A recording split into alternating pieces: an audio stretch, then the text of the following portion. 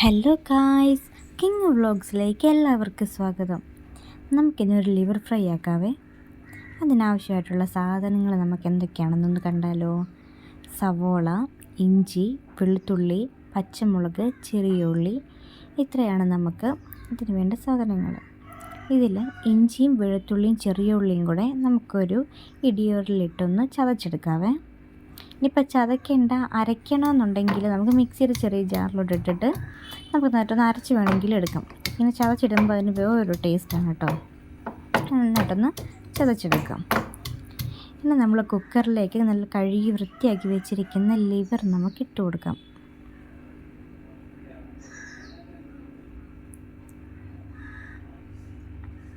പിന്നെ നമുക്കിതിലേക്ക് നമ്മൾ എടുത്ത് വെച്ചിരിക്കുന്ന സവാളയുടെ പകുതി സവാള നമുക്കതിലേക്ക് ചേർത്ത് കൊടുക്കാം. എന്നിട്ട് നമ്മൾ ചതച്ച് വെച്ചിരിക്കുന്നതും പകുതി നമുക്ക് വേവിക്കുന്നതിൻ്റെ കൂടെ നമുക്കിട്ട് വേവിച്ചെടുക്കാവേ. ഇനി ഇതിലേക്ക് ആവശ്യമായിട്ടുള്ള ഉപ്പ്, നമ്മുടെ ഈ ലിവർ ഫ്രൈക്ക് ആവശ്യമുള്ള ഉപ്പ് ചേർത്ത് കൊടുക്കാം. ഇതിലേക്ക് മഞ്ഞൾപ്പൊടി, മല്ലിപ്പൊടി, മുളക് പൊടി, ഗരം മസാല അത് നമ്മൾ ചേർത്തിട്ടുണ്ട്. ഇതെല്ലാം കൂടെ കൈ കൊണ്ട് നന്നായിട്ടൊന്ന് മിക്സ് ചെയ്തെടുക്കണം. എനിക്കെല്ലാം കൈയളവാട്ടോ, അതുകൊണ്ടാണ് കൈ കൊണ്ട് ഞാൻ ചെയ്യുന്നത്. എന്നിട്ട് നമുക്കിത് അടുപ്പയിലോട്ട് വയ്ക്കാം. അപ്പോൾ അത് അവിടെ നിന്ന് വേകട്ടെ. ഒരു 2 വിസിൽ 3 വിസിലൊക്കെ മതിയാവും വേകാനായിട്ട്. പിന്നെ നമുക്ക് വേറൊരു പാത്രത്തിൽ നമുക്ക് എണ്ണ ഒഴിച്ചിട്ട് അതിൽ നമുക്ക് സവാള ഇട്ട് കൊടുക്കാം. പിന്നെ 2 പച്ചമുളകും കൂടി ഇട്ട് നമുക്ക് ഇതൊന്ന് വഴറ്റിയെടുക്കാം. നമ്മൾ ഇഞ്ചിയും വെളുത്തുള്ളിയും ചെറുള്ളിയും ചതച്ച് നമ്മൾ ചേർത്ത് കൊടുക്കുന്നില്ല. എന്താണെന്ന് വെച്ചാൽ സവാളയുടെ പച്ച ഇതൊന്ന് മാറിയിട്ട് നമുക്ക് ഇത് ചേർത്ത് കൊടുക്കാം. അപ്പോൾ വേറൊരു ടേസ്റ്റാണ് നമുക്ക് വരുന്നത് കേട്ടോ. നമ്മൾ ഓരോ രീതി ചെയ്യുമ്പോഴും നമുക്ക് നമ്മുടെ കറിക്ക് ഇതിലേക്ക് ഉണ്ടാക്കുന്നതിന് വേറെ വേറെ ടേസ്റ്റായിരിക്കും വരുന്നത് കേട്ടോ. അപ്പം ഞാൻ ഇതിലേക്ക് കുറച്ച് ഉപ്പും കൂടെ ചേർത്ത് കൊടുത്തിട്ടുണ്ട്.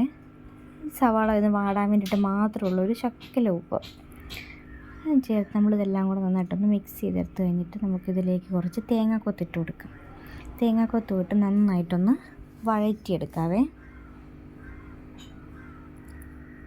ഇടയ്ക്ക് നമുക്ക് കുറച്ച് നമ്മുടെ കറിവേപ്പിലയും കൂടെ ചേർത്ത് കൊടുക്കാം. ഇനി ഇതിലേക്ക് നമുക്ക് അല്പം മഞ്ഞൾപ്പൊടി, മല്ലിപ്പൊടി, നമുക്കിപ്പോൾ ഏത് പൊടി വേണമെങ്കിലും എടുക്കാം കേട്ടോ. മല്ലിപ്പൊടി വീട്ടിൽ പൊടിച്ചതോ എന്ത് വേണമെങ്കിലും എടുക്കാം. ഇത് നന്നായിട്ടൊന്ന് വഴറ്റി കൊടുക്കാം. കാരണം മല്ലിപ്പൊടിക്ക് ഇച്ചിരി ഇതുള്ളത് കൊണ്ട്, കുത്തലുള്ളതുകൊണ്ട് നമുക്ക് നന്നായിട്ടൊന്ന് വഴറ്റി കൊടുക്കാം. അതിൻ്റെ പച്ചമണം മാറി കഴിയുമ്പോഴത്തേനും ഒരു ലേശം മുളക് പൊടി നമുക്ക് ചേർത്ത് കൊടുക്കാം. അതൊന്ന് നന്നായിട്ടൊന്നിട്ടൊന്ന് വഴറ്റാം, കരിയാതെ. അത് കഴിഞ്ഞ് കുറച്ച് ഗരം മസാലയും കൂടി ചേർത്ത് നമുക്ക് നന്നായിട്ടൊന്ന് വഴറ്റിയെടുക്കാം.